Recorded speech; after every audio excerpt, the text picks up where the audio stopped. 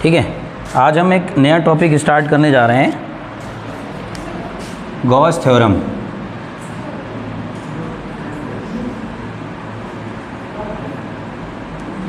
ठीक है, आ रहा है लिखा हुआ?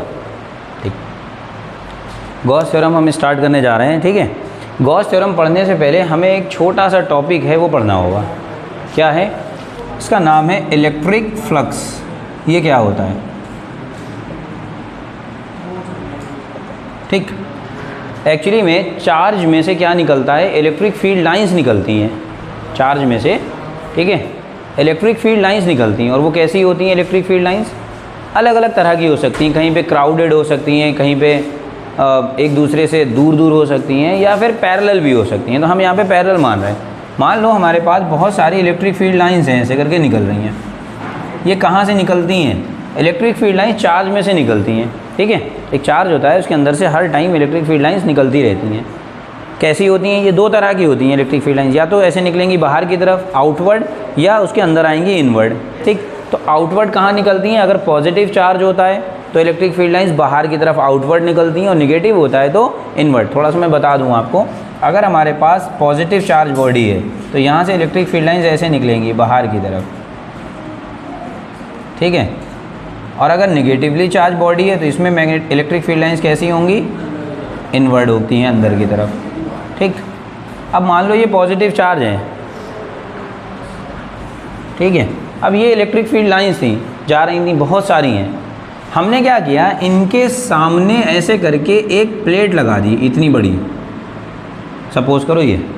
ठीक, एक प्लेट लगा दी तो क्या होगा कि कुछ इलेक्ट्रिक फील्ड लाइंस इस प्लेट में से पास होंगी, क्रॉस करेंगी इसको। कुछ इलेक्ट्रिक फील्ड लाइंस, भाई सामने एक प्लेट लगा दी, ठीक है, कोई पेपर लगा दिया, कोई एक सरफेस लगा दी, और कुछ इलेक्ट्रिक फील्ड लाइंस ऐसे ऊपर से ही निकल जाएंगी, मतलब इधर से ऐसे ही, ये क्रॉस नहीं करेंगी। ठीक, तो जितनी इलेक्ट्रिक फील्ड लाइंस इस पेपर में से क्रॉस करेंगी, ठीक है, उनके नंबर को हम क्या कहते हैं? Electric flux.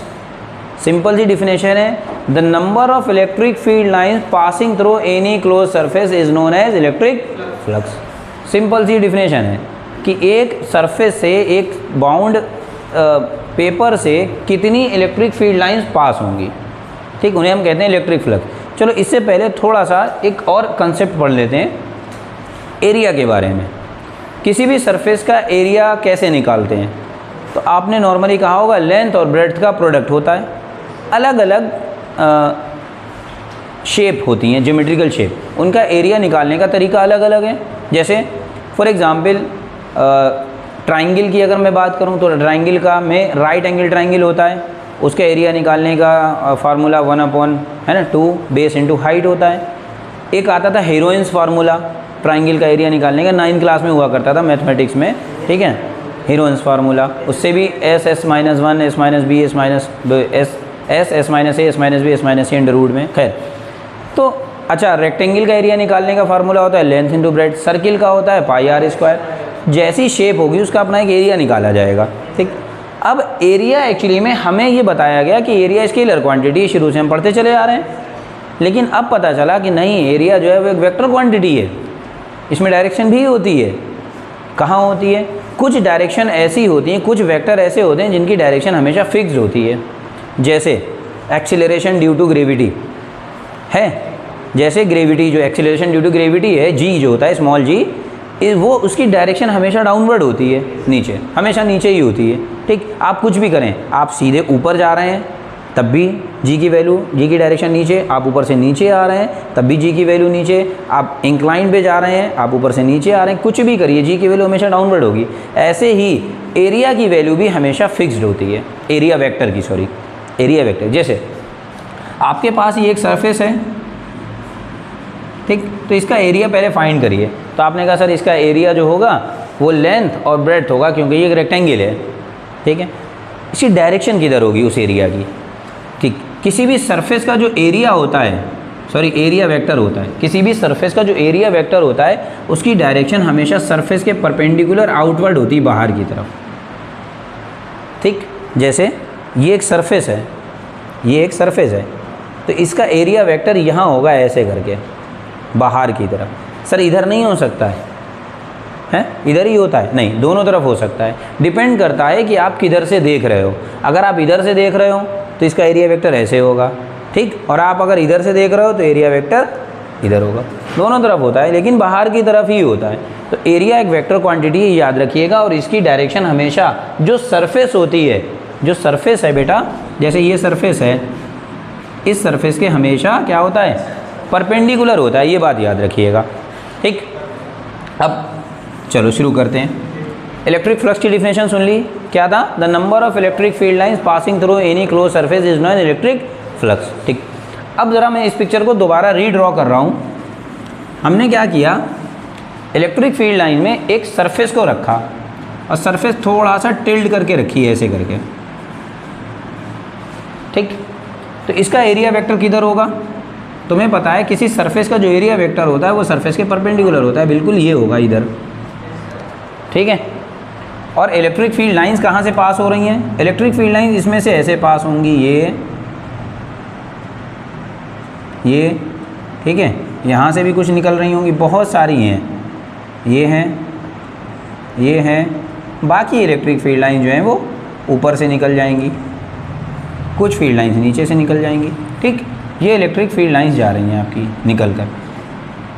तो ये था इलेक्ट्रिक फील्ड की डायरेक्शन। इलेक्ट्रिक फील्ड लाइंस ने इस सरफेस को, इस कितनी लाइंस पास कर रही हैं वैसे आपको देखो, 1 2 3 4, यही 4 लाइनें पास कर रही हैं। टोटल हमारे पास कितनी थी, 1 2 3 4 5 6, ठीक, 6 लाइनें थी, लेकिन कितनी लाइनें पास कर रही हैं, सिर्फ 4। तो जो 4 लाइनें पास कर रही हैं वही फ्लक्स बना रही हैं, बाकी जो 2 साइड से निकल जा रही हैं वो फ्लक्स नहीं बना रही हैं, ठीक। बात समझ रहे हैं ना, फ्लक्स में पार्टिसिपेट ये वाली नहीं कर रही हैं, सिर्फ जो सरफेस के अंदर से होके जाती हैं वो फ्लक्स में पार्टिसिपेट करती हैं। अब ये है इलेक्ट्रिक फील्ड की डायरेक्शन और ये है आपका एरिया वेक्टर। दोनों के बीच का एंगल है, मान लेते हैं थीटा, इसको थोड़ी देर के लिए हटा दो। दोनों के बीच का एंगल कितना है, थीटा, ठीक है। तो होता क्या है, इलेक्ट्रिक फील्ड बेटा अपने आप को, इलेक्ट्रिक फील्ड एक वेक्टर क्वांटिटी है, वेक्टर में ये एक प्रॉपर्टी होती है कि वो अपने आप को रिजॉल्व कर लेता है 2 कंपोनेंट में। वेक्टर अपने आप को रिजॉल्व कर लेता है 2 कंपोनेंट में। तो इस पिक्चर को मैं थोड़ा जूम करके बना दूँ और, ठीक है। इलेक्ट्रिक फील्ड जो होता है वो अपने आप को क्या कर लेता है, जैसे ये है सरफेस, बड़ी सी बना दे रहा हूँ मैं, इसका एरिया वेक्टर इधर है और इलेक्ट्रिक फील्ड लाइन जो है वो ऐसे जा रही हैं, ये इलेक्ट्रिक फील्ड है, ये एरिया वेक्टर, इनके बीच का एंगल कितना बेटा, थीटा डिग्री। इलेक्ट्रिक फील्ड अपने आप को 2 कंपोनेंट में रिजॉल्व करता है।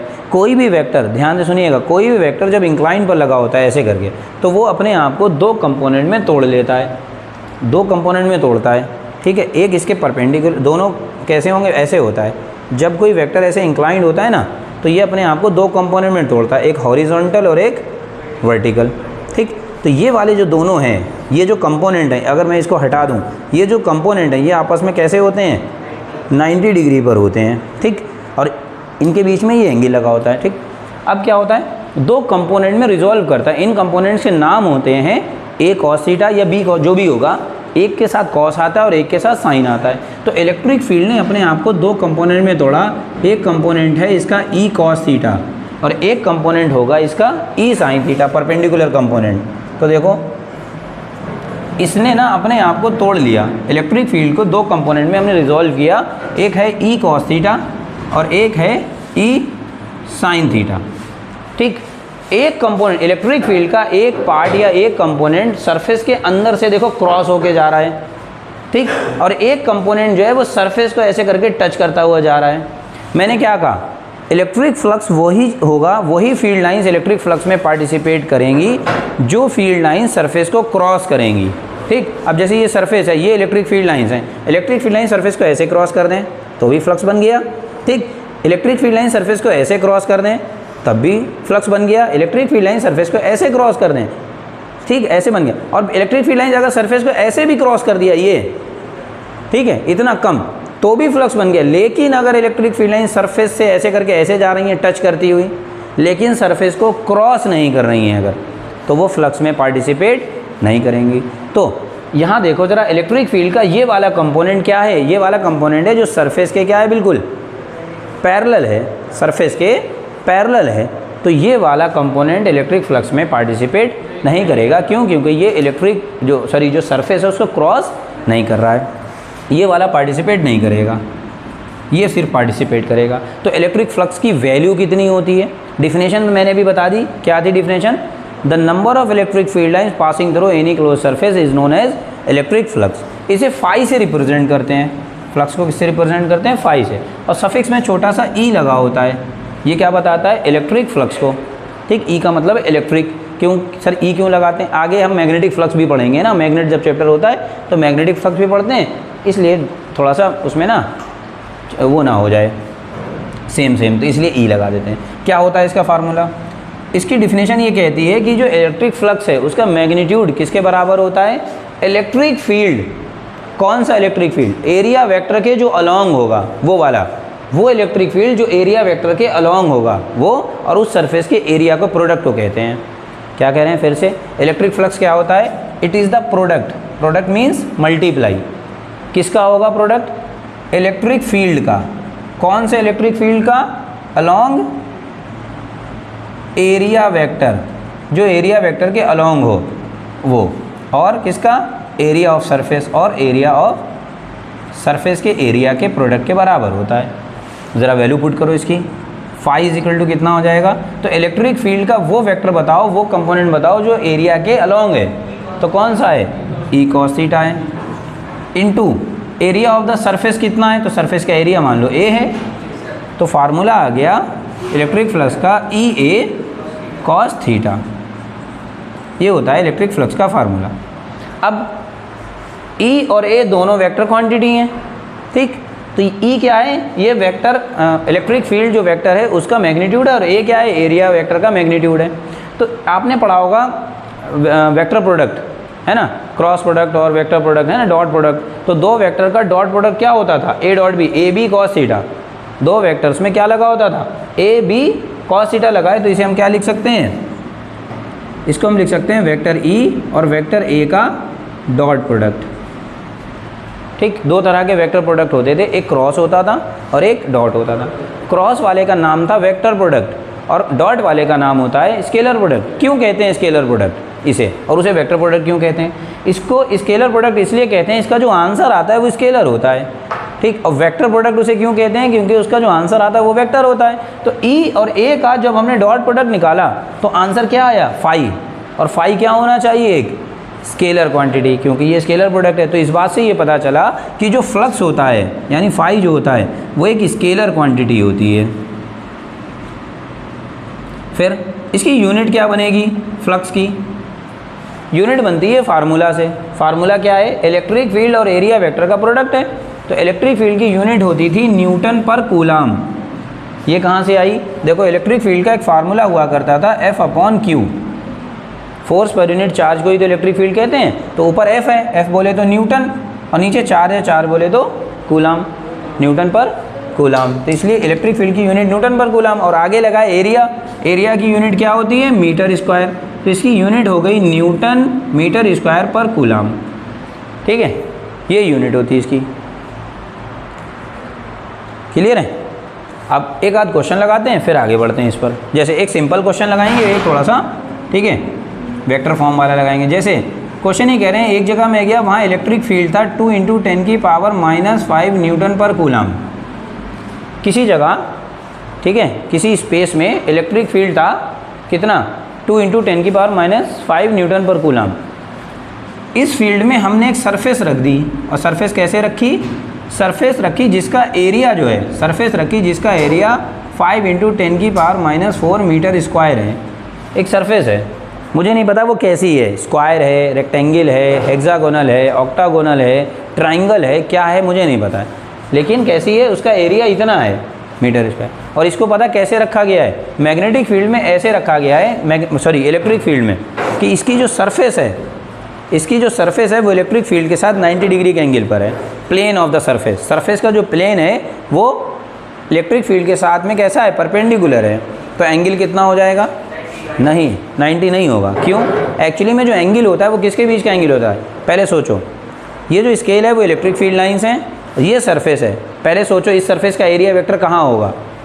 तो इस सरफेस का एरिया वेक्टर होगा ये, पता है, हर सरफेस का एरिया वेक्टर सरफेस के परपेंडिकुलर होता है। अब ये आ रही हैं इलेक्ट्रिक फील्ड लाइंस ऐसे, ये फील्ड लाइंस इसके तो परपेंडिकुलर हैं, लेकिन इसके साथ कैसी हैं, पैरेलल। तो अब इनके बीच का एंगल कितना होगा, 0। दो पैरेलल लाइंस के बीच का एंगल कितना होता है, 0। तो एक्चुअली में हमें जो एंगल लेना होता है वो सरफेस और इलेक्ट्रिक फील्ड के बीच का नहीं, बल्कि एरिया वेक्टर और इलेक्ट्रिक फील्ड के बीच का एंगल लेना होता है। तो सरफेस जब परपेंडिकुलर है इलेक्ट्रिक फील्ड के, देखो सरफेस इलेक्ट्रिक फील्ड के परपेंडिकुलर है, तो उस वक्त एंगल कितना होगा एरिया वेक्टर और इलेक्ट्रिक फील्ड के बीच का, 0 डिग्री होगा। तो थीटा जो है वो आपको कितना दिया हुआ है, 0 डिग्री। तो बताओ इस सरफेस से कितना फ्लक्स पास होगा। एक सिंपल सा क्वेश्चन है, बिल्कुल इतने आसान क्वेश्चन आते नहीं है बोर्ड में वैसे, ठीक। तो क्या होगा फार्मूला, अभी सर हमने पढ़ा, फार्मूला होता है ई ए कॉस थीटा। वैल्यू पुट करो, ई की वैल्यू है 2 × 10⁻⁻⁵ और ए की वैल्यू है 5 × 10⁻⁻⁴ कॉस 0, ठीक है। तो कितनी वैल्यू आ जाएगी बेटा बताओ, 5 2 ज़ा 10 और 10 की पावर -9, -5 है -4 है, कितनी आएगी -9, और cos 0 की वैल्यू होती है 1। तो आंसर आ गया 1, तो छोड़ो 1 × 10 की पावर कितनी हो जाएगी, -8, ये प्लस की 1 है -9 है, क्या होती है यूनिट, न्यूटन मीटर स्क्वायर पर कूलम, ठीक है, यही तो थी, न्यूटन मीटर स्क्वायर पर कूलम। ये आंसर आ गया आपका सिंपलेस्ट फॉर्म। अब ज़रा एक वेक्टर फॉर्म में भी देख लो कैसे हो सकता है सवाल एक इलेक्ट्रिक फ्लक्स का।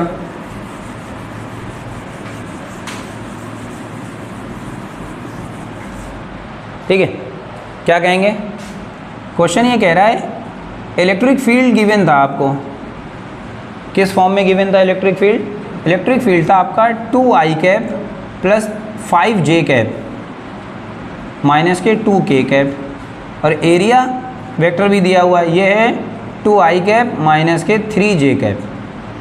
तो बताओ इससे कितना फ्लक्स पास होगा, ये बताना है आपको क्वेश्चन, यानी फाई बताना है। वेक्टर फॉर्म में दिया है, तो वेक्टर फॉर्म में दिया है तो वेक्टर फॉर्म वाला कुछ फार्मूला लगाएंगे। क्या होता है फाई बेटा, फाई जो होता है वो ई वेक्टर और ए वेक्टर का डॉट प्रोडक्ट होता है। तो निकालो, ई की वैल्यू कितनी आती है बेटा, 2i plus 5j minus 2k, okay, dot A कितना है 2i माइनस 3j, ठीक। कैसे खोलते हैं डॉट प्रोडक्ट, यहाँ डॉट प्रोडक्ट में हम i की i से मल्टीप्लाई करते हैं और j की j से करते हैं सिर्फ। तो बेटे i की i से करोगे तो 4 हो जाएगा, और i डॉट i जो होगा क्या कहलाता है 4, ये हो जाएगा i डॉट i, ठीक, प्लस सॉरी फिर j की j से करो, तो यहाँ प्लस का है माइनस का, तो plus minus minus 15 j dot j, और तुम्हें पता है i dot i, j dot j और k डॉट k 1 होते हैं, तो कितना हो जाएगा यहाँ आंसर आएगा 4, ये 1 हो गया, माइनस 15 ये भी 1 हो गया, तो आंसर कितना आ रहा है माइनस का 11 न्यूटन मीटर स्क्वायर पर कूलम। माइनस साइन क्या शो कर रहा है कि फ्लक्स जो है वो इनवर्ड होगा, यानी अंदर की तरफ जा रहा है, फ्लक्स सरफेस के अंदर जा रहा है। फ्लक्स दो तरीके से होता है, इनवर्ड होता है और आउटवर्ड होता है। फ्लक्स या तो बाहर निकल रहा है या सरफेस के अंदर आ रहा है, तो माइनस का मतलब है कि सरफेस के अंदर आ रहा है, ठीक है, इतना लिखो। एक साइंटिस्ट हुआ करते थे गॉस, उन्होंने एक थ्योरम दी, इसी फ्लक्स को लेकर ही थ्योरम दी। किस चीज़ के बारे में बताया, इस फ्लक्स के बारे में ही बताया, तो इसलिए मुझे पहले फ्लक्स पढ़ाना पड़ा कि फ्लक्स क्या होता है, क्योंकि गॉस थ्योरम जो है वो फ्लक्स के बारे में ही बात करती है। ज़रा एक कंसेप्ट समझो। फॉर एग्जांपल बेटा मेरे पास एक पॉइंट चार्ज है, सिंगल पॉइंट चार्ज है, और ये कैसा है, पॉजिटिव है सपोज़ कर लो, तो क्या हो रहा होगा, इसके अंदर से फील्ड लाइंस निकल रही होंगी। अगर ये चार्ज है तो फील्ड लाइंस निकल रही होंगी, कैसी होंगी सर, आउटवर्ड होंगी। क्यों, क्योंकि ये पॉजिटिव चार्ज है, ठीक। आउटवर्ड इलेक्ट्रिक फील्ड लाइंस कितनी निकलती हैं, बहुत सारी निकल रही हैं, अनगिनत, इनफाइनाइट होती हैं। आपने क्या करा, इसके सामने यहाँ पर एक सरफेस रख दी, ठीक, एक सरफेस ऐसे करके इसके सामने रख दी, तो जो इलेक्ट्रिक फील्ड लाइंस हैं इस चार्ज में से जो निकल रही हैं, वो इस सरफेस में से कुछ इलेक्ट्रिक फील्ड लाइंस, सारी नहीं कुछ, इसमें से पास करने लगी, सिर्फ ये वाली इलेक्ट्रिक फील्ड लाइंस, ठीक, इसमें से पास होने लगी सरफेस से। और आपको पता है इलेक्ट्रिक फील्ड लाइंस अगर किसी सरफेस से पास होंगी तो तुरंत फ्लक्स बन जाएगा, फ्लक्स बन गया, कोई दिक्कत नहीं यहाँ पे। अब आपने क्या करा, इस सरफेस के साइज़ को थोड़ा और बढ़ा दिया, सरफेस के साइज़ को थोड़ा और इंक्रीज़ कर दिया, तो अब number of electric field lines इस सरफेस में से थोड़ी और ज़्यादा क्रॉस होने लगी, तो फ्लक्स की वैल्यू और बढ़ गई है, फ्लक्स और ज़्यादा इंक्रीज़ हो गया।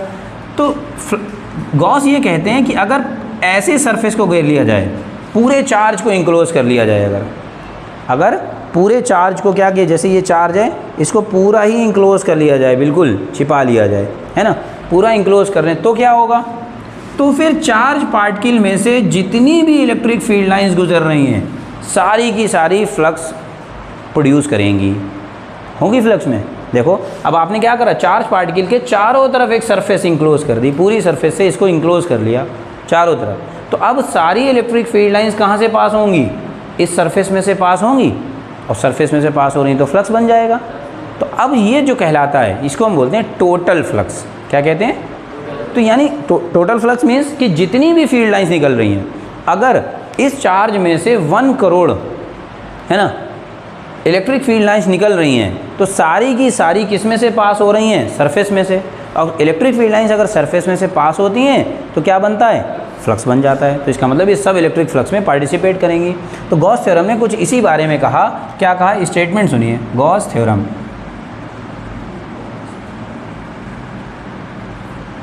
क्या कहा, द टोटल फ्लक्स, और फ्लक्स भी कौन सा, इलेक्ट्रिक फ्लक्स होगा यहाँ पे, ठीक है, क्योंकि हम इलेक्ट्रिसिटी या इलेक्ट्रोस्टैटिक चैप्टर पढ़ रहे हैं। The total flux passing through, हाँ, passing through any close surface, किसी भी क्लोज सरफेस से पास होने वाला जो इलेक्ट्रिक फ्लक्स है वो किसके बराबर होता है, is equal to the 1 upon epsilon naught times of charge enclosed by it, उस सरफेस के द्वारा घेरे गए चार्ज का कितना होगा, 1 अपॉन इप्सिलॉन नॉट टाइम्स होगा। तो अब इसी चीज़ को ज़रा मैथमेटिक्स में देखो, ठीक है, ये तो स्टेटमेंट था, इसको मैथमेटिक्स में देखो, क्या इसको हम कैसे लिख सकते हैं, किसी सरफेस से गुजरने वाला टोटल फ्लक्स जो होता है, किसी सरफेस से गुजरने वाला जो टोटल फ्लक्स होता है वो किसके बराबर होता है, अकॉर्डिंग टू गॉस, किसके बराबर होता है, कि जितना फ्लक्स गुजर रहा है सरफेस से उसकी वैल्यू किसके बराबर होगी, कि ये 1 अपॉन इप्सिलॉन नॉट टाइम्स होता है, टाइम्स मतलब मल्टीप्लाई, है ना, 1 अपॉन इप्सिलॉन नॉट टाइम्स, और किसका, इस सरफेस के द्वारा घेरे गए टोटल चार्ज का।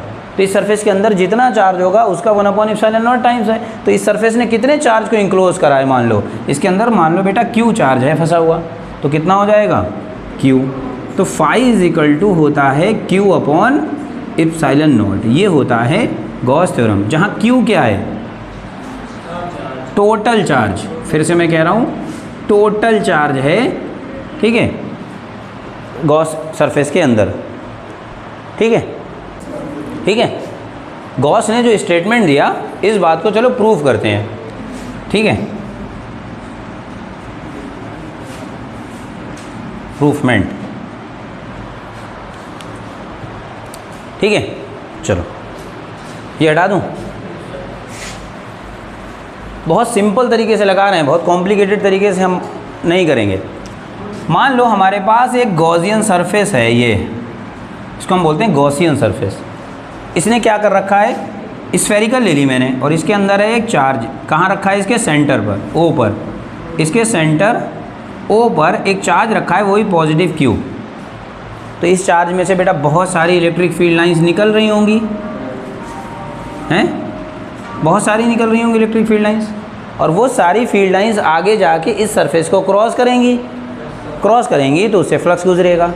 तो कितना गुजरेगा इससे फ्लक्स, है ना, यही तो निकालना है। तो मैं क्या कर रहा हूँ, ये जो स्फेयर है, ये गोला है जिसकी रेडियस कितनी है, कैपिटल R है, मान लो, इसमें मैंने क्या किया, इस सरफेस की, इस स्फेयर की सरफेस पे एक छोटा सा पार्ट कंसीडर कर लिया, छोटा सा पार्ट, पूरा स्फेयर नहीं है, ये स्फेयर है बेटा, ठीक, 3D में समझो, ये गोला है, ये फुटबॉल है, ठीक है, ये रोटी नहीं है, रोटी और फुटबॉल में डिफरेंस होता है, गोल वो भी होती है, गोल वो भी होती है, ठीक है, लेकिन वो 2D शेप है और ये 3D है। तो 3D है, ऐसे करके आपने चारों तरफ से इंक्लोज कर लिया, तो उसके ऊपर इतना छोटा सा एक आपने पार्ट कंसीडर किया।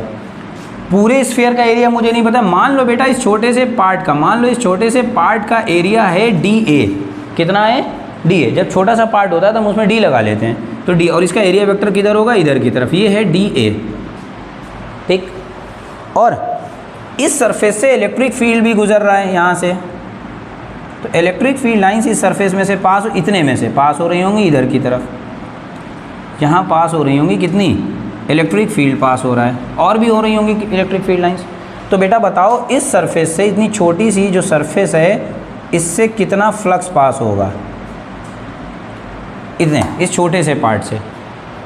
ठीक है, तो हमने क्या करा, एक सरफेस को, let a segment of area D A, ठीक है, on the surface of sphere of radius capital R. एक कैपिटल आर रेडियस की स्फीयर की सरफेस पे हमने एक छोटा सा कंपोनेंट, छोटा सा सेगमेंट कंसीडर किया जिसका एरिया डी है। तो इस छोटे से पार्ट से कितना फ्लक्स पास होगा ये बता दो, इस छोटे से पार्ट से। ठीक, तो हमें पता है फ्लक्स थ्रू एरिया सेगमेंट, इस छोटे से एरिया सेगमेंट से कितना फ्लक्स पास होगा। तो फार्मूला क्या होता है फ्लक्स का, phi is equal to E A cos theta. देखो बेटा एरिया है छोटा सा, एरिया है डी ए छोटा सा, तो फिर फ्लक्स भी छोटा सा पास होगा। भाई छोटे से एरिया से छोटा सा फ्लक्स, तो डी ए एरिया है तो फ्लक्स भी डी ए हो जाएगा। और थीटा कितना है दोनों के बीच का, तो देखो इलेक्ट्रिक फील्ड की डायरेक्शन और एरिया वेक्टर की डायरेक्शन हमने क्या कंसीडर की है, सेम है, तो थीटा कितना हो जाएगा बेटा 0 डिग्री। ठीक, तो कितना आ गया answer, d phi is equal to आ गया ई इंटू डी ए। इतना फ्लक्स पास होगा इस छोटे से एरिया से, इसे 1 नंबर डाल लो। ठीक, अच्छा एक बात बताओ, इस छोटे से चार्ज की वजह से यहाँ पर P पॉइंट मानो, इस P पॉइंट पर इलेक्ट्रिक फील्ड कितना होगा। तो इलेक्ट्रिक फील्ड का फार्मूला हम पहले पढ़ चुके हैं इससे पहले। ठीक, क्या होता है, हाँ हमें क्या निकालना है, electric field due to plus Q at point P point पे इलेक्ट्रिक फील्ड निकालना है। यहाँ से देखो ये चार्ज है और इसकी वजह से यहाँ फील्ड निकालना है, और यहाँ से यहाँ तक की दूरी जो है वो रेडियस के बराबर है, सरफेस में है ना, और चार्ज कहाँ रखा है, सेंटर पे।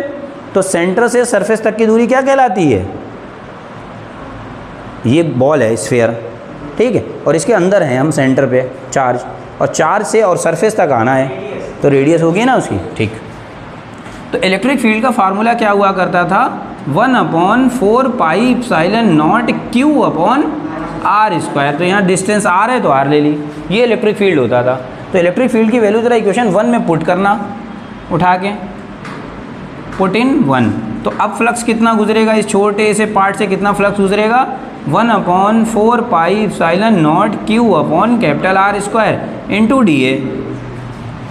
ये डी ए ये वाला चल रहा है, यहाँ पुट करा, डी फाई बराबर ई की वैल्यू पुट करी और डी ए रख दिया यहाँ पे। अब बताओ हम लोग क्या करते हैं फिजिक्स में, पहले छोटे से पार्ट के लिए निकालते हैं, फिर उसे क्या कर देते हैं, इंटीग्रेट कर देते हैं, पूरे के लिए फैला देते हैं। तो हम भी यही करेंगे, इतने छोटे से पार्ट से इतना फ्लक्स गुजरेगा तो पूरे गोले से, पूरे स्फीयर से कितना फ्लक्स गुजरेगा। तो क्या करो बेटा, इसे ऑन इंटीग्रेशन, इसको इंटीग्रेट कर दो। तो इधर डी फाई का इंटीग्रेशन करो, ये आएगा, इधर भी इंटीग्रेशन करो, 1/4 pi epsilon naught Q by R square of D A. D phi का इंटीग्रेशन फाई हो जाएगा। तुम्हें पता है इंटीग्रेशन, कांस्टेंट चीज़ें इंटीग्रेशन में होती हैं वो पार्टिसिपेट नहीं करती, उन्हें बाहर निकालना पड़ता है हमें। तो हटा लो, क्या क्या है, चार्ज देखो फिक्स है, ये चेंज नहीं होगा, जितना रखा है उतना ही रहेगा। 4 पाई एप्सिलॉन नॉट नीचे, ये तो पहले ही कांस्टेंट है, आर स्क्वायर भी फिक्स्ड है, तो अंदर बचेगा सिर्फ डी ए यानी एरिया।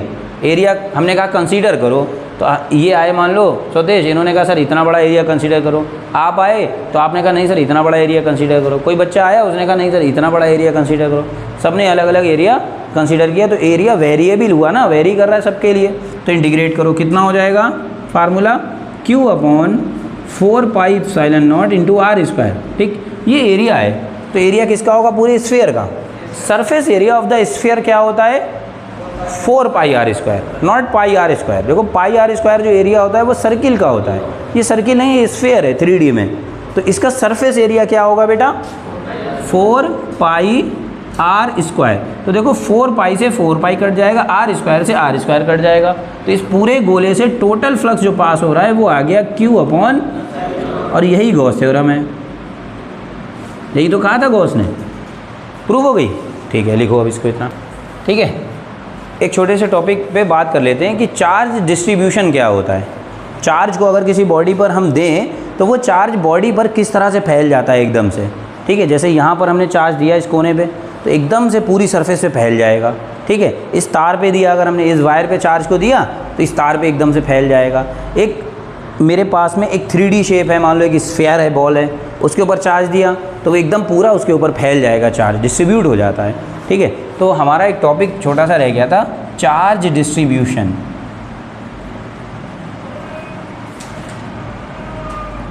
कि चार्ज बॉडी पर किस तरह डिस्ट्रीब्यूट होता है, किसी बॉडी पर चार्ज कैसे फैलता है। ठीक, तो ये 2-3 तरीके का होता है। सबसे पहले होता है 1D डिस्ट्रीब्यूशन।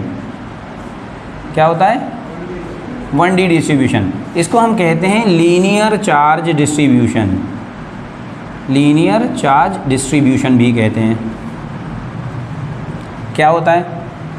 अगर चार्ज किसी बॉडी पर डिस्ट्रीब्यूट हो सिर्फ एक डायरेक्शन में, चार्ज अगर किसी बॉडी पर डिस्ट्रीब्यूट हो रहा है सिर्फ एक ही डायरेक्शन में, वो x हो सकती है, वो y हो सकती है, वो z हो सकती है, किसी भी लेकिन एक ही डायरेक्शन में अगर डिस्ट्रीब्यूट हो रहा है तो उसे हम बोलते हैं 1D डिस्ट्रीब्यूशन, यानी 1 डायमेंशनल डिस्ट्रीब्यूशन। ठीक, ये कैसे होता है? जैसे फॉर एग्जांपल बेटा ये एक वायर है। ठीक, ये एक वायर है, हमने चार्ज को जैसे ही छोड़ा इसके ऊपर तो वायर के ऊपर जो चार्ज है वो कहाँ जाएगा? वायर के अलॉन्ग ही तो फैलेगा, तो सिर्फ एक ही डायरेक्शन में जाएगा। ये अगर वायर ऐसे रखा है तो चार्ज ऊपर की तरफ डिस्ट्रीब्यूट होगा, ऐसे वायर रखा है तो इसके ऊपर ऐसे करके चार्ज डिस्ट्रीब्यूट होगा यहाँ से यहाँ तक। ठीक, और अगर ऐसे रखा है तो चार्ज इधर से इधर डिस्ट्रीब्यूट होगा, मतलब एक ही डायरेक्शन में, एक बार में एक ही डायरेक्शन में डिस्ट्रीब्यूट होता है, तो उसे हम कहते हैं 1D डिस्ट्रीब्यूशन। ठीक, इसमें क्या होता है? इसमें होती है एक लीनियर चार्ज डेंसिटी। ये कितनी होती है? Charge per unit length is known as या is called linear charge density. Linear charge density. ठीक, इसको हम रिप्रेजेंट करते हैं लैम्डा से। ठीक, जब 1 डायमेंशन होता है, चार्ज जब एक लाइन में डिस्ट्रीब्यूट होता है तो उसे हम कहाँ रिप्रेजेंट करते हैं? ठीक है, लैम्डा से। तो क्या होता है, डेफिनेशन क्या बनी लैम्डा की? कि चार्ज पर यूनिट एरिया। बेटा एक बात बताओ, जैसे सपोज करो इस तार पर, तार इतना लंबा है, ये वायर है। ठीक है, ये वायर है इतना। ठीक, इसकी लेंथ L है, यहाँ से लेकर यहाँ तक L लंबाई है, और इस पर मैंने चार्ज पूरा टोटल चार्ज है इसके ऊपर Q। कितना चार्ज फैला दिया? Q चार्ज डिस्ट्रीब्यूट कर दिया। तो बताओ इसकी एक लंबाई पर, इसकी एक लंबाई यहाँ से यहाँ तक, ये छोटा सा पार्ट है, मान लो एक लंबाई 1 सेंटीमीटर पर कितना चार्ज आएगा? तो क्या करेंगे हम, जैसे एग्जाम्पल के तौर पे 50 रुपये की 100 टॉफ़ी हैं। ठीक है, या 50 रुपये की मान लेते हैं 25 टॉफ़ी हैं सपोज़ करो, तो एक टॉफ़ी कितने की मिलेगी? कैसे पता चला आपको? आपने क्या किया, टोटल पैसे को ना, वो जो टोटल नंबर थे उनको अमाउंट से डिवाइड कर दिया। तो ऐसे ही टोटल चार्ज इसके ऊपर कितना था, तार के ऊपर Q, और इसकी टोटल लेंथ कितनी थी L, तो चार्ज को L से डिवाइड कर दोगे तो आ जाएगा एक लंबाई पर कितना चार्ज आ रहा है। तो लैम्डा का फार्मूला होता है Q/L, charge per unit length. ठीक, और इसकी यूनिट क्या बनेगी लैम्डा की? ऊपर है चार्ज यानी कूलाम, नीचे है लेंथ यानी मीटर। ठीक, एक तो ये हो गया, तो इसकी यूनिट होती है कूलाम मीटर। फिर आता है दूसरी तरीके का डिस्ट्रीब्यूशन जिसे हम बोलते हैं 2D डिस्ट्रीब्यूशन। 2D डिस्ट्रीब्यूशन क्या होगा? यहाँ 2 डायमेंशन, 2 डायरेक्शन में एक साथ मूव करेगा। इसको हम बोलते हैं सरफेस चार्ज डिस्ट्रीब्यूशन। क्या कहेंगे? Surface charge distribution. इसमें क्या होगा कि अगर किसी चार्ज को किसी सरफेस पर डिस्ट्रीब्यूट किया जाए, सरफेस के अलॉन्ग डिस्ट्रीब्यूट किया जाए, ठीक है, 2 डायरेक्शन में एक साथ, सरफेस मतलब 2 डायरेक्शन में एक साथ डिस्ट्रीब्यूट किया जाए, तो उसे हम क्या कहते हैं? Surface charge. जैसे यहाँ पे लाइन थी बेटा, मान लो एक लेंथ है और चार्ज को आपने डिस्ट्रीब्यूट किया, तो चार्ज इधर ही तो डिस्ट्रीब्यूट होगा, या तो इधर से इधर जाएगा या इधर से इधर आएगा, एक ही डायरेक्शन होगी ना एक बार में। लेकिन अगर आपके पास सरफेस है बेटा यहाँ पे ऐसे करके, ठीक, और आपने यहाँ से चार्ज दिया बॉडी को यहाँ से, तो चार्ज किधर जाएगा? चार्ज लेंथ के अलॉन्ग भी जाएगा और ये ब्रेड्थ के अलॉन्ग भी जाएगा और लेंथ के अलॉन्ग भी जाएगा, ये पूरे में फैल जाएगा चार्ज। तो 2 डायमेंशन में एक साथ जाएगा, 2 डायरेक्शन में। देखो ये टेबल है, तो इसमें क्या हो रहा है, देखो इसमें बेटा लेंथ भी है और ब्रेड्थ भी है। जब इसमें ऐसे करके छोड़ा जाएगा चार्ज तो एकदम से फैलेगा, तो वो क्या हो रहा है, आगे भी जा रहा है और ऊपर भी उठ रहा है, यानी 2 डायरेक्शन में एक साथ मूव कर रहे हो, है ना। अभी नहीं समझ में आया तो ऐसा समझो, ये कॉर्नर है, ये क्या है, ये एक्स एक्सिस है और ये वाई एक्सिस है। ठीक, अगर मैं ऐसे चल रहा हूँ सिर्फ ऐसे, तो इसका मतलब मैं सिर्फ एक्स एक्सिस पे चल रहा हूँ एक डायरेक्शन, और अगर मैं सिर्फ ऐसे चल रहा हूँ ऐसे करके, तो इसका मतलब मैं वाई एक्सिस पे चल रहा हूँ सिर्फ एक डायरेक्शन। लेकिन अगर मैं ऐसे चल रहा हूँ बीच में, तो इसका मतलब मैं एक्स एक्सिस भी आगे बढ़ रहा हूँ और वाई पे भी, देखो मैं दोनों एक्सिस में एक साथ बढ़ रहा हूँ आगे। तो ये जो मेरी मोशन है ये 2D मोशन हो जाएगी। ठीक, तो 2D चार्ज डिस्ट्रीब्यूशन में कैसा होता है, जब चार्ज को दो डायरेक्शन में या किसी सरफेस पर डिस्ट्रीब्यूट किया जाता है तो उसे हम कहते हैं, ठीक है, सरफेस चार्ज डिस्ट्रीब्यूशन। इसमें क्या होता है, सेम वही है, चार्ज पर यूनिट यहाँ क्या होगा, हाँ एरिया होगा, क्योंकि यहाँ लेंथ थी, एक डायरेक्शन थी तो सिर्फ लेंथ होती है, इसका एरिया नहीं निकाल सकते हो। सरफेस है, इसमें लेंथ और ब्रेड्थ दोनों हैं तो इसका एरिया निकाल सकते हो। तो इसमें क्या हो जाएगा, charge per unit area is called surface charge density. क्या कहते हैं इसको, सरफेस चार्ज डेंसिटी। इसको रिप्रेजेंट करते हैं हम सिग्मा से। ये क्या होता है, चार्ज पर यूनिट एरिया। इसकी यूनिट यहाँ से क्या बन जाएगी, कूलाम पर मीटर स्क्वायर। ऊपर चार्ज है कूलाम, नीचे एरिया है मीटर स्क्वायर। ऐसे ही आता है 3D डिस्ट्रीब्यूशन। चार्ज को ना 3D यानी volume charge distribution, volume charge distribution. देखो कैसे करेंगे, इसमें क्या है, मान लो आपके पास में एक 3D शेप है।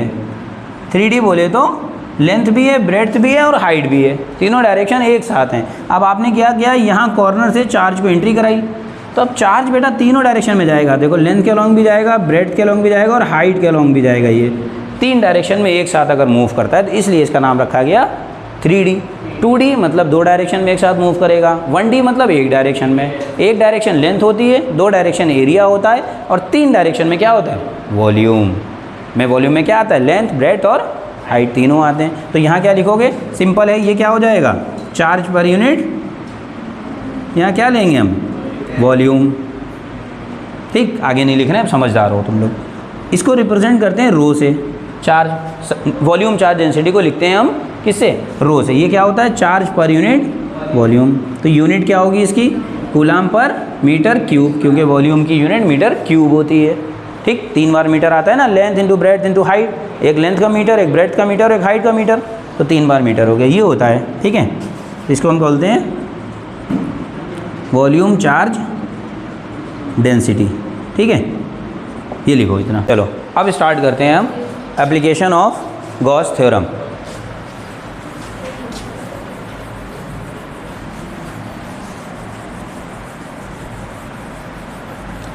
ठीक है, चलो एप्लीकेशन ऑफ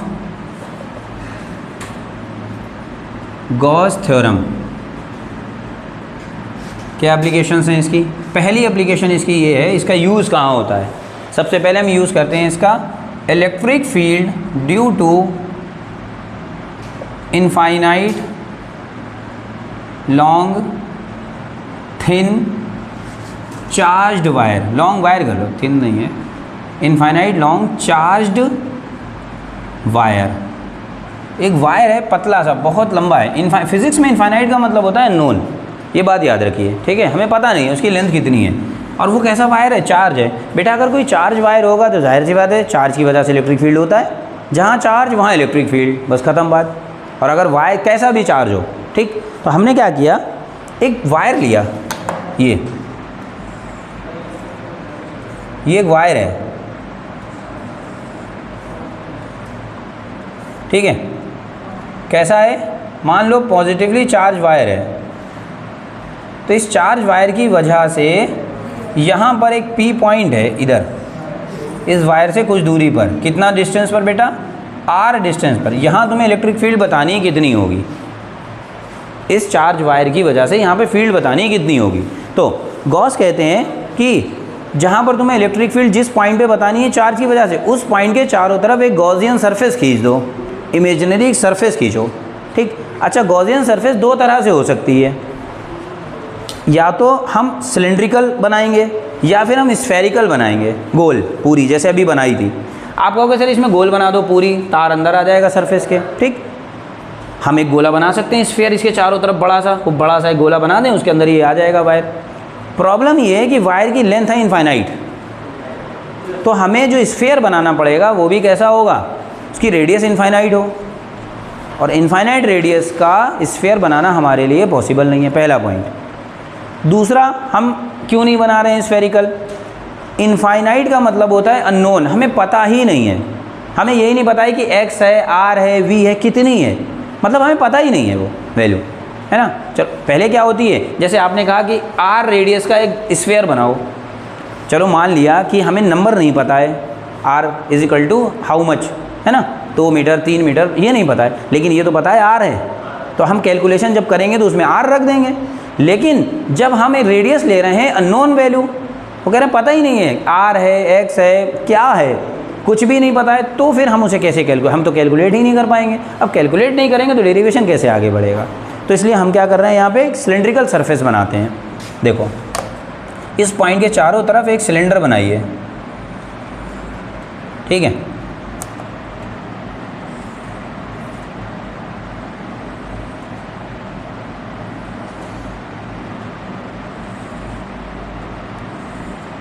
ये एक सिलेंडर है और इस सिलेंडर की रेडियस कितनी होगी, जितनी P पॉइंट की R से दूरी है, ठीक, तो सिलेंडर की रेडियस R होगी। और सिलेंडर की लेंथ कितनी है बेटा, मान लो लेंथ है सिलेंडर की L, आप H भी मान सकते हो, हाइट ऑफ द सिलेंडर, हमने L कंसीडर कर ली, ठीक। सिलेंडर में 3 सरफेस होती हैं बेटा, देखो ये सिलेंडर है, इसमें 3 सरफेस, 1 2 और एक ये कर्व सरफेस, ये वाली 3 सरफेस। तो इसका एरिया वेक्टर कहाँ होगा बेटा, इसका एरिया वेक्टर ऊपर होगा, और इसका एरिया वेक्टर कहाँ होगा, नीचे होगा, और इसका एरिया वेक्टर यहाँ कहीं होगा, जहाँ से भी लोगे। तो हमने क्या किया, इसमें ना 3 सरफेस हैं, 1 2 और एक यहाँ पर है 3 सरफेस पर, इसका एरिया वेक्टर होगा ऊपर की तरफ, ये पहली सरफेस मान लो, ये दूसरे नंबर की है, यहाँ इसका एरिया वेक्टर इधर होगा, और इसका एरिया वेक्टर इधर होगा, तीसरे नंबर की सरफेस है। इलेक्ट्रिक फील्ड लाइंस कहाँ से पास हो रही हैं, इलेक्ट्रिक फील्ड लाइंस ऐसे जा रही हैं, ये इधर भी हैं और इधर भी हैं, ठीक। तो 3 सरफेस हैं इसमें से, तो फ्लक्स कितनी सरफेस से गुजरेगा, तीनों सरफेस से गुजरेगा, तो total flux passing through the Gaussian surface कितना होगा, ठीक। ये हम पहले अपने वाला फार्मूला लगा रहे हैं, अभी गॉस थ्योरम नहीं लगा रहे हैं। फ्लक्स के 2 फार्मूले, एक होता है ई ए कॉस थीटा और एक होता है फाई बराबर epsilon upon Q, Q upon epsilon not, 2 फार्मूले होते हैं। तो हम पहले अपना वाला लगा रहे हैं, मतलब हमारे अकॉर्डिंग इतना फ्लक्स गुजरेगा, फिर हम गॉस के अकॉर्डिंग देखेंगे, ठीक। तो फ्लक्स कितना होगा, पहले हम लगा रहे हैं total flux through Gaussian surface, कितना फ्लक्स गुजरेगा सर, 3 सरफेस हैं, तीनों से फ्लक्स गुजरेगा, तो एक काम करो, तीनों से गुजरने वाले फ्लक्स को क्या कर लो, ऐड कर लो, डायरेक्ट कर सकते हैं, स्केलर क्वांटिटी है, स्केलर क्वांटिटी डायरेक्ट ऐड हो जाती है सीधी सीधी। चलो पहली सरफेस से बताओ कितना फ्लक्स गुजरेगा, तो देखो पहली सरफेस का एरिया वेक्टर ऊपर की तरफ है और इलेक्ट्रिक फील्ड इधर है, तो दोनों के बीच का एंगल कितना हो गया, 90। फार्मूला होता है फाई का ई ए कॉस थीटा 90 डिग्री। दूसरी सरफेस पे आओ, सेम यहाँ भी हो रहा है, इलेक्ट्रिक फील्ड ऐसे है और एरिया वेक्टर नीचे है, ओके, ई ए कॉस 90 प्लस थर्ड सरफेस ये है, इसका कितना हो जाएगा, ई ए कॉस 0, ठीक है ना, इस सरफेस से जो गुजर रही, तो कॉस 90 की वैल्यू 0 होती है और कॉस 0 की वैल्यू 1 होती है, तो कॉस 90 0 होने की वजह से ये वाला कंपोनेंट और ये वाला कंपोनेंट जो टर्म है, ये दोनों क्या हो जाएंगे, 0। तो इसका मतलब इनसे सरफेस से कोई फ्लक्स नहीं गुजरेगा, इन दोनों सरफेस से, यानी फ्लक्स गुजरेगा सिर्फ ये जो कर्व सरफेस है इससे, ठीक। कितना गुजरेगा, ये हो जाएगा ई ए, बस कॉस 0 की वैल्यू 1 होती है। तो मैंने ये फाइंड कर लिया कि इस गॉसियन सरफेस से टोटल फ्लक्स कितना पास हो रहा है, E into A, area of the surface. ज़रा बताओ सिलेंडर का कर्व सरफेस एरिया कितना होता है, क्योंकि फ्लक्स कहाँ से गुजर रहा है, सिर्फ कर्व सरफेस से, तो कर्व सरफेस का एरिया सिलेंडर का कितना होता है, 4 पाई है 2 पाई, हाँ सॉरी 2 पाई आर एच होता है, तो यहाँ एच हाइट जो है वो एल हो गई, 2 पाई आर एल हो गया, इतना फ्लक्स, एक नंबर डाल लो इसे। हम ये कह रहे हैं बेटा कि इस गॉसियन सरफेस से इतना फ्लक्स गुजरेगा अकॉर्डिंग टू मी। अब ज़रा गॉस की भी तो बात सुन लो, वो क्या कह रहे हैं, किसी सरफेस से कितना फ्लक्स गुजरता है, अकॉर्डिंग टू गॉस। गॉस कहते हैं किसी सरफेस से जो फ्लक्स गुजरता है वो उस सरफेस के अंदर घेरे गए चार्ज का एप्सिलॉन नॉट टाइम्स होता है।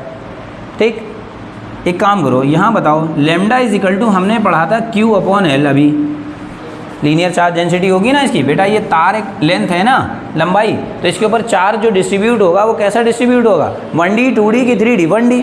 तो उसकी चार्ज डेंसिटी कितनी है मान लो, लैम्डा इसकी चार्ज डेंसिटी, मतलब इसकी एक लंबाई पर चार्ज कितना है, लैम्डा। एक लंबाई पर चार्ज है लैम्डा, तो 2 लंबाई पर कितना होगा, 3 लंबाई पर, 50 लंबाई पर, L लंबाई पर L लैम्डा। तो यहाँ से देखो Q की वैल्यू निकालो तो कितनी आएगी, L लैम्डा। तो यहाँ ज़रा पुट करना lambda L upon epsilon not, ये क्वेश्चन 2 डाल लो। आप कह रहे हो ये जो सिलेंडर बनाया आपने, ये जो चार्ज को देखो ऐसे करके, ये था रॉड, ठीक है ना, ये रॉड थी, ये वायर है, ठीक, इसमें पूरा चार्ज, और आपने इसके ऊपर बना दिया ये गॉसियन सरफेस, ऐसे करके ये लपेट दी, ये गॉसियन सरफेस है सिलेंड्रिकल। तो फ्लक्स कितने से गुजरेगा, फ्लक्स सिर्फ इतने पार्ट से ही तो गुजरेगा, गॉसियन सरफेस इतने को ही तो घेर रही है, बाकी सब में मतलब भी नहीं है। तो अच्छा इसके ऊपर चार्ज कितना है पूरे पे कुछ भी हो मुझे नहीं पता, मुझे सिर्फ इतना चार्ज चाहिए जो इसके अंदर आ रहा है, सिर्फ इतना, और इसके अंदर कितना चार्ज है। तो हमने क्या कहा, इस तार की एक लंबाई पर चार्ज आता है क्यू, लैम्डा, एक लंबाई पर, यूनिट लेंथ पर, एक लंबाई पर कितना चार्ज है क्यू।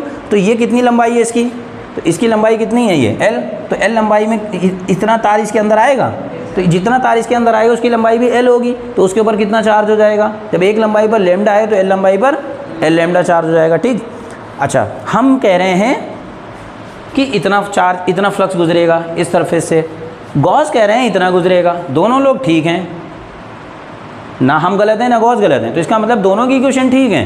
तो इक्वेशन 1 और 2 से देखो, फ्रॉम 1 एंड 2, तो क्या हो जाना चाहिए, E 2 pi RL is equal to होना चाहिए lambda L by epsilon naught, दोनों की वैल्यू बराबर होगी।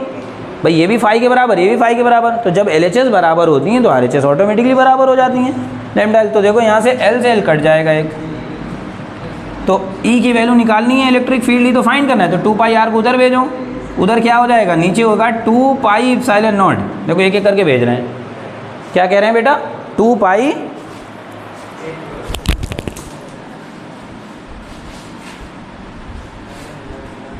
ठीक है,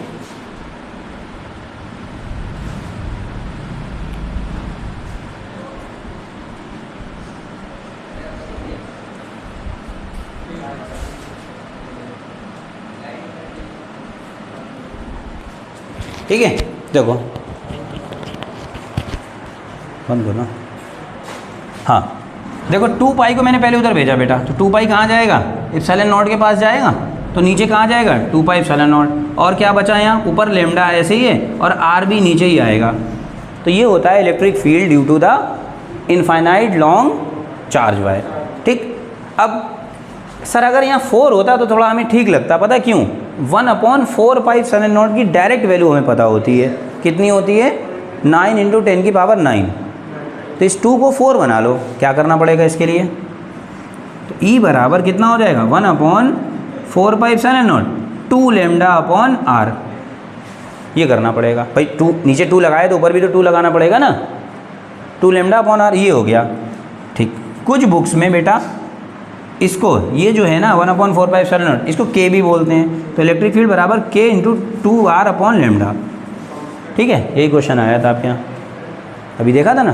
तो कितना हो जाएगा, electric field due to the infinite thin infinite long charge wire 2K lambda upon R। तो इलेक्ट्रिक फील्ड जो है वो कैसे डिपेंड कर रही है, डिस्टेंस पर।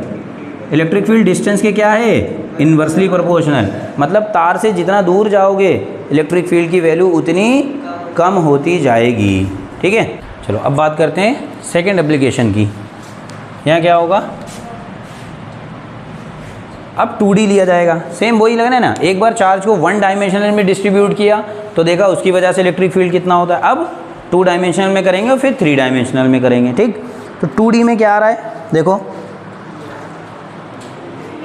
2D में हमें एक शीट चाहिए होगी, प्लेन सरफेस है ना, हमें एक ऐसी सरफेस चाहिए होगी जिसमें 2 डायमेंशन हो, length as well as breadth. ठीक, तो हमें चाहिए electric field due to infinite long ठीक है, ड्यू टू इनफाइनाइट शीट ऐसे कह लो, बल्कि ऐसे कह लो इनफाइनाइट चार्ज शीट। ठीक है, इनफाइनाइट मतलब ऐसी एक शीट है जिसकी ना तो हमें लेंथ पता है ना ही ब्रेड्थ पता है, तो क्या होगा, चलो, तो उसकी वजह से बेटा जहाँ चार्ज वहाँ फील्ड। मैं क्या कह रहा हूँ, मैं सिंपल एक बात कह रहा हूँ, जहाँ चार्ज है वहाँ फील्ड है, तो बस हमें वही पता करना है कि इसकी वजह से कितना फील्ड होगा। जैसे मैंने एक सरफेस को कंसीडर किया, ये है एक सरफेस, ठीक है, एक प्लेन शीट है, बहुत बड़ी है ये, और इसके ऊपर आपने क्या किया, चार्ज को डिस्ट्रीब्यूट, सपोज करो पॉजिटिव चार्ज को क्या कर दिया, डिस्ट्रीब्यूट कर दिया चारों तरफ, तो इसकी सरफेस पे कितना चार्ज आएगा नहीं पता, क्योंकि चार्ज बहुत, जो शीट है वो बहुत बड़ी है। लेकिन एक चीज़ पता है क्या, कि इसके एक एरिया पर, यानी यूनिट एरिया पर जो चार्ज आता है वो सिग्मा होता है। सरफेस चार्ज डेंसिटी क्या है इसकी, सिग्मा। तो यानी एक एरिया पर आने वाला सिग्मा क्या होता है, चार्ज पर यूनिट एरिया, यानी एक एरिया पे आने वाला चार्ज। ठीक, अब इसकी वजह से यहाँ पर P पॉइंट है कोई जो इस सरफेस से R दूरी पर है, यहाँ तुम्हें क्या बताना है, इलेक्ट्रिक फील्ड बताना है कितना होगा। तो क्या करोगे, वही पहला काम, एक गॉसियन सरफेस ड्रॉ करो। गॉसियन सरफेस कैसी ड्रॉ कर सकते हैं, या तो स्फेरिकल या सिलेंड्रिकल। ठीक, अब प्रॉब्लम ये आ रही है कि स्फेरिकल हम इसलिए नहीं करेंगे, आपने कहा सर एक गोला बना लो बड़ा सा, इसके अंदर पूरी सरफेस ये आ जाएगा सारा चार्ज, लेकिन प्रॉब्लम ये कि ये इनफाइनाइट लेंथ की है, मतलब तो गोला भी कैसा बनाना पड़ेगा, स्फेयर भी कैसा बनाना पड़ेगा हमें, इनफाइनाइट रेडियस का, जो हमारे लिए पॉसिबल नहीं है। तो फिर हम क्या करते हैं, सिलेंड्रिकल ही बना लो भैया। आप सिलेंडर ऐसा बनाएंगे इस बार, ठीक, ये एक ऐसा सिलेंडर है ऐसे करके। अच्छा, ये जो सरफेस होती है बेटा इमेजिनरी होती है, हम ऐसा मान रहे हैं, ठीक, कंसीडर कर रहे हैं कि यहाँ से ऐसे करके सरफेस, एक सरफेस है, एक सिलेंडर है, थोड़ा सही से बना लें।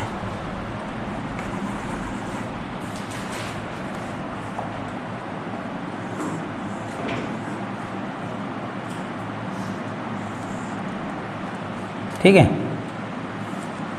अच्छा ये बहुत थिन शीट है, क्या था, electric field due to infinite, यहाँ लिख लेना थिन शीट है, ये थिन चार्ज शीट, बहुत पतली है। और बताएं कितनी पतली है, ये कह रहे हैं ये एक एटॉमिक लेयर है सिर्फ, जैसे एक पेज होता है ना पेपर, इसकी मोटाई कितनी होती है, तो इसमें क्या होती है, लेयर्स होती हैं, जैसे एक एटॉमिक लेयर है एटम्स की, एटम ऐसे करके लगे हुए हैं, फिर उसके ऊपर एक और लेयर है, फिर एक और, फिर एक और, फिर एक और, तो ऐसे बहुत हज़ारों लेयर जब मिलके बनती हैं एटम्स की, तब एक पेपर बनता है इतना मोटा। ठीक, तो इसके ऊपर बहुत सारी लेयर्स नहीं है, ये एक सिंगल लेयर है। इस पेपर के अंदर से जो हज़ारों लेयर्स एटम की हैं, उनमें से एक लेयर उठा लो खाली चार्ज की। ठीक, तो क्या होगा, एक्चुअली में ये जो गॉसियन सरफेस है, ये सरफेस इतनी पतली है कि गॉसियन सरफेस इसको क्रॉस करके इधर आ जाएगी, इसका जो दूसरा पार्ट है गॉसियन सरफेस का, वो इसके आर पार निकल जाएगा। ठीक, अब गॉसियन सरफेस क्योंकि सिलेंड्रिकल है, तो इसमें कितनी सरफेस होंगी बेटा, 3। सर एक ये होगी, इसका एरिया वेक्टर इधर की तरफ होगा, सर एक ये होगी, इसका एरिया वेक्टर इधर होगा, सर एक ये होगी कर्व वाली, इसका एरिया वेक्टर इधर होगा। ठीक, अब चार्ज कैसा है, चार्ज पॉजिटिव है, तो इलेक्ट्रिक फील्ड लाइंस कैसी निकल रही होंगी, ऐसे निकल रही होंगी, इधर से इधर और इधर से इधर की तरफ, ऐसे तो निकल रही होंगी, देखो यहाँ ऐसे, और ये वाली फील्ड लाइंस ऐसे जा रही होंगी। ठीक, तो टोटल फ्लक्स कितना गुजर रहा है गॉसियन सरफेस से, 3 सरफेस हैं, कितनी है, तो total flux through Gaussian surface कितने गुजर रहे हैं बेटा, सर 3 सरफेस हैं, तो 3 फ्लक्स गुजरेंगे, और तीनों को जोड़ दो तो टोटल पता चल जाएगा। चलो, पहला ये 1 सरफेस है, ये 2 है, और ये वाली 3 है मान लो, तो यहाँ क्या होगा 5 पहले इसकी बात करें तो इसका हो जाएगा EA, ठीक, cos 0, क्योंकि यहाँ एरिया वेक्टर और इलेक्ट्रिक फील्ड के बीच का एंगल 0 है, प्लस इधर आओ, इसमें भी वही है EA cos 0, देखो इधर भी 0 है, प्लस यहाँ हो जाएगा EA cos 90, यहाँ 90 है क्योंकि एरिया वेक्टर ऊपर की तरफ है और इलेक्ट्रिक फील्ड इधर की तरफ है, तो 90 डिग्री। तो यहाँ क्या हो जाएगा, ये हो जाएगा EA 0 1 होता है cos 0, और ये भी हो जाएगा EA, और ये वाला कंपोनेंट क्या हो जाएगा, क्योंकि cos 90 की वैल्यू 0 है। तो कुल मिला के फ्लक्स कितना पास होगा बेटा, 2EA, आपके अकॉर्डिंग इतना फ्लक्स पास होगा इस गॉसियन सरफेस से। अब ज़रा गॉस से पूछो उनके अकॉर्डिंग क्या होगा। अकॉर्डिंग टू गॉस, गॉस कहते हैं किसी भी सरफेस से कितना फ्लक्स पास हो सकता है, उस सरफेस द्वारा घेरा गया चार्ज। अब देखो शीट इतनी बड़ी है, शीट पे चार्ज फैला हुआ है, लेकिन तुम्हारा जो गॉसियन सरफेस है वो सिर्फ इतनी ही तो है, यही तो है, यही पार्ट तो है। तो गॉसियन सरफेस क्या कर रही है, गॉसियन सरफेस इस पूरी शीट के कितने हिस्से को घेर रही है, सिर्फ इतने पार्ट को ही तो घेर रही है, सिर्फ इतना हिस्सा ही तो कवर कर रही है, हैं? इतना पार्ट घेर रही है ये। तो इतने हिस्से में कितना चार्ज होगा, इतने पार्ट में, पूरी शीट पे कितना चार्ज होगा मुझे नहीं पता, सिर्फ इतने पार्ट में बताओ कितना चार्ज। गॉस तो ये कहते हैं कि जो चार्ज, कौन सा चार्ज लिया जाता है, जो चार्ज गॉसियन सरफेस घेरती है, इंक्लोज करती है, तो वो इतना ही पार्ट घेर रही है। तो मान लो बेटा इसका एरिया जो है वो ए है, तो इसका एरिया भी ए होगा, क्योंकि है तो वो एक पूरा सिलेंडर ही एक साथ। इसकी जितनी मोटाई होगी उतना मोटाई यहाँ पे, उतनी मोटाई यहाँ पे, तो ए एरिया घेर रहा है। तुम कह रहे हो एक एरिया पे चार्ज आता है सिग्मा, तो 2 एरिया पे चार्ज कितना आ जाएगा, 2 सिग्मा। 4 एरिया पे 4 सिग्मा, तो ए एरिया पे कितना चार्ज आएगा, ए सिग्मा। तो यहाँ पे टोटल चार्ज हो जाएगा ए सिग्मा, या sigma A upon epsilon not. Equation number 2। 1 तुम कह रहे हो इतना फ्लक्स होता है, गॉस कह रहे हैं इतना फ्लक्स होता है, दोनों बातें ठीक हैं। तो क्या होगा इक्वेशन 1 और 2 से, फ्रॉम 1 एंड 2, तो होना ये चाहिए 2EA is equal to A sigma upon epsilon naught. तो ए से ए कट जाएगा, तो ई बराबर कितना आ जाएगा बेटा बताओ, सिग्मा अपॉन 2 एप्सिलॉन नॉट, ये 2 नीचे आ जाएगा।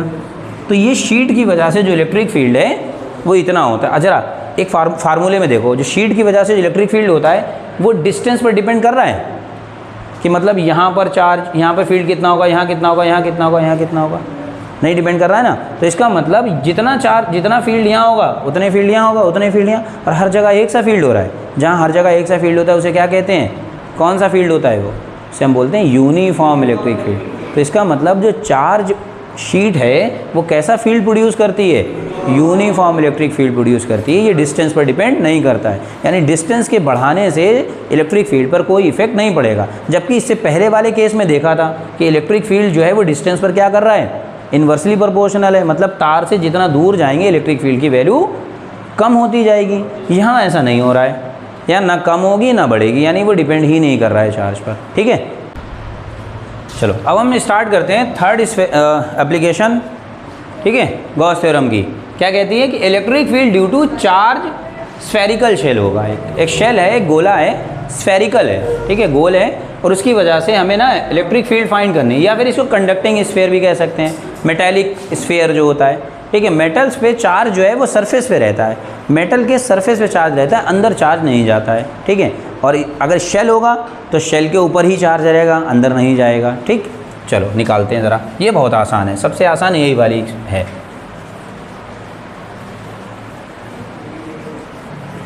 कैसे निकालोगे देखो बेटा,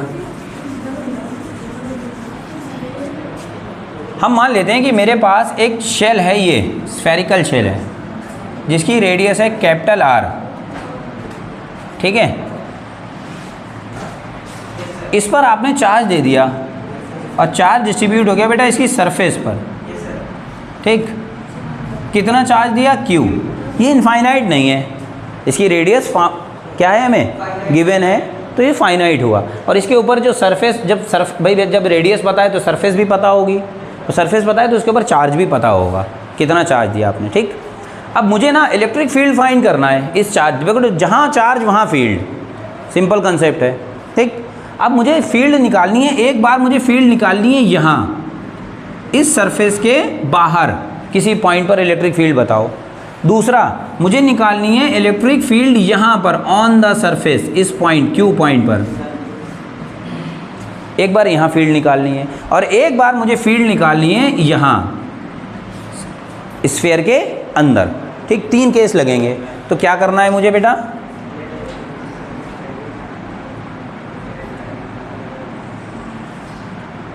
ठीक है, मुझे कहाँ फील्ड निकालनी है, एक P पॉइंट पर और एक ऑन द सरफेस और एक inside the sphere S point पर। और ये पहला जो P पॉइंट है बेटा, पहले इस पे निकालते हैं। P पॉइंट इसके सेंटर से कितनी दूरी पर है? मान लो स्मॉल r डिस्टेंस पर है, ये कैपिटल R डिस्टेंस है, ये स्मॉल r है। तो इसमें केस 1 लगेगा पहले। क्या केस है इसमें बेटा? जो स्मॉल r की वैल्यू है वो कैपिटल R से बड़ी है कि छोटी है? बड़ी है। देखो स्मॉल r इस बार यहाँ से यहाँ तक की डिस्टेंस है और कैपिटल R यहीं तक ही है, रेडियस है। तो इसमें क्या है? तो इसका मतलब है हम हैं आउटसाइड द स्फीयर। ठीक, क्या करते हैं? इस पॉइंट पर इलेक्ट्रिक फील्ड निकालना है, वही गॉसियन सरफेस खींचो। अब हम स्फेरिकल सरफेस ड्रॉ कर सकते हैं क्योंकि यहाँ सब कुछ क्या है? हमारे कंट्रोल में फाइनाइट है। बनाओ, इस पॉइंट के चारों तरफ एक स्फीयर बना दो।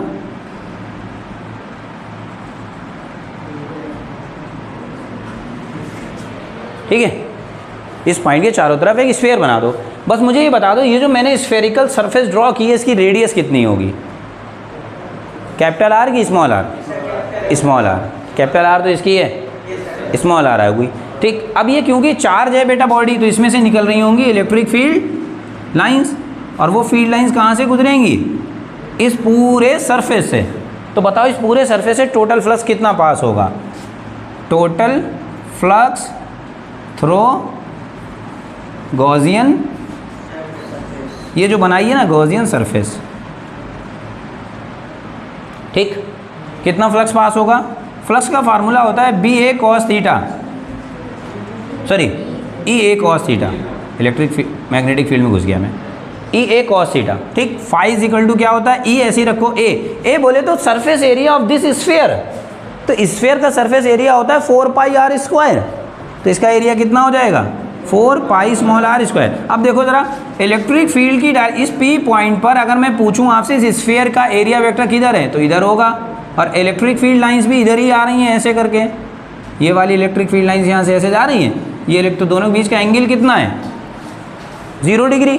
तो कॉस क्या हो जाएगा? 0। तो तुम्हारे हिसाब से यहाँ कितना फ्लक्स आया? 4 पाई r स्क्वायर। ये तो तुम्हारे हिसाब से आया, लेकिन गॉस क्या कहते हैं? गॉस कहते हैं किसी भी गॉसियन सरफेस से गुजरने वाला जो फ्लक्स है वो किसके बराबर होता है? 1/ε0 टाइम्स होता है किसके? उस गॉसियन सरफेस के अंदर कितना चार्ज फंसा हुआ है। ज़रा बताओ इस वाली सरफेस ने कितने चार्ज को घेर रखा है? सारे चार्ज को घेर रखा है, पूरे गोले को घेर रखा है। और पूरे गोले पर कितना चार्ज है? Q। तो टोटल चार्ज को घेर रखा है Q/ε0। ठीक, इक्वेशन 1 और 2 को कंपेयर करो, बस आंसर आ गया।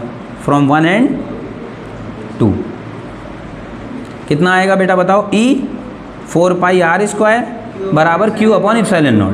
E की वैल्यू निकालनी है तो 4 पाई को नीचे भेजो, तो ये हो जाएगा 4 पाई ε0। r स्क्वायर को भी नीचे भेजो। ये आ गया electric field due to spherical shell. ठीक है, आउटसाइड आ गया। ये फार्मूला कुछ जाना पहचाना लग रहा है, ये हम स्टार्टिंग में पढ़ा चुके हैं एक फार्मूला पहले। ये है electric field due to a point charge. तो इसका मतलब जो स्फेरिकल शेल है, तो जब हम बाहर निकलते हैं शेल के बाहर इलेक्ट्रिक फील्ड फाइंड करते हैं, तो जो स्फेरिकल शेल है वो एक पॉइंट चार्ज की तरह बिहेव करता है। और यहाँ इलेक्ट्रिक फील्ड कैसे डिपेंड कर रही है बेटा? बाहर इलेक्ट्रिक फील्ड डिस्टेंस पे डिपेंड कर रही है, वो भी स्क्वायर के इन्वर्सली प्रोपोर्शनल है। मतलब स्फेरिकल शेल में आप बाहर अगर जाओगे तो इलेक्ट्रिक फील्ड की वैल्यू क्या होगी? कम होगी। जितना दूर जाओगे गोले से, स्फेयर से जितना दूर होते जाओगे, इलेक्ट्रिक फील्ड की वैल्यू उतनी कम होती जाएगी। ठीक, अब हम बात करते हैं Q पॉइंट पर अगर निकालना हो मुझे इलेक्ट्रिक फील्ड, तो क्या करो? तो केस सेकंड देखो, केस सेकंड। यहाँ क्या है? यहाँ स्मॉल r की वैल्यू कैपिटल R के बराबर हो जाएगी। मतलब O से Q की दूरी जो होगी स्मॉल r, और इस गोले की रेडियस कैपिटल R, वो दोनों क्या होंगी? बराबर हो जाएंगी। तो बस कुछ नहीं करना है, जो फार्मूला बाहर आया था उसमें स्मॉल r की जगह पे क्या पुट कर दो? कैपिटल। पूरा डेरिवेशन तुम्हें करने की दोबारा से ज़रूरत नहीं है। बस क्या होगा? अब electric field on the surface कितनी हो जाएगी? 1/4 पाई ε0 Q बाई, बस ये होगा electric field on the surface. ठीक, अब थर्ड केस ज़रा देख लो, ये स्पेशल है ज़रा। केस थर्ड, इसमें क्या होगा? अब हम अंदर आ गए बेटा, तो अब स्मॉल r की दूरी ये हो गई, स्मॉल r ये हो गई, और कैपिटल R क्या है? ये है। तो इस केस में क्या हो रहा है? इस केस में स्मॉल r जो है वो कैपिटल R से छोटा है। मतलब हम कहाँ हैं? हम इनसाइड द स्फीयर हैं, स्फीयर के अंदर। तो बेटा यहाँ हो तो यहाँ एक गॉसियन सरफेस बनाओ,